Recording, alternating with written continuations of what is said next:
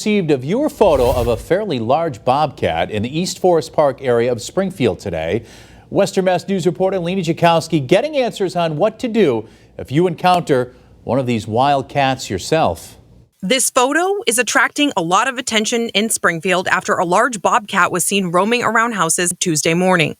Hannah Ornstein, the animal control supervisor at TJO, tells Western Mass News, while bobcat sightings are not incredibly common in Western Mass, bobcats themselves are. Even in urban areas, they have very stable and thriving populations, especially during this time of year. This time of year, we're actually right in bobcat breeding season, which is February and March, so it's not uncommon for folks to see them out this time of year. If you do encounter them, you'll likely only find one. Bobcats are solitary creatures except when they're young.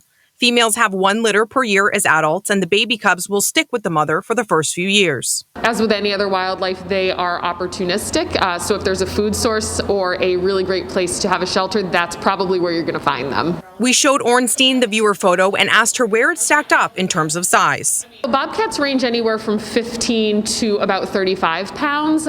So they can look like they're about twice the size of your average house cat, or even a small to medium-sized dog. So this one was pretty adequate in sizing. While you may think they're smaller in nature, they can be deceivingly large. If you do happen to encounter a bobcat or other wildlife, TJO Animal Control offers the following safety tips on how to react. Believe it or not, bobcats are incredibly shy and elusive, but it's good to use common sense.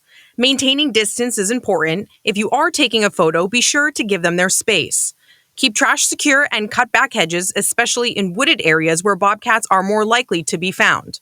The more uncomfortable your property is to them, the faster they'll move on. And while they may want nothing to do with you, the risk to domesticated house pets is much larger. Bobcats are a predator, so if you have a small animal that's outside unattended, especially if you're in a wooded area, you run that risk that your animal is going to become prey to another animal. Ornstein went on to say that it's important to supervise your animals while outdoors and also to make sure that your property is well fenced if you have pets. And lastly, they are protected fur bearer species, so people cannot hunt or trap them.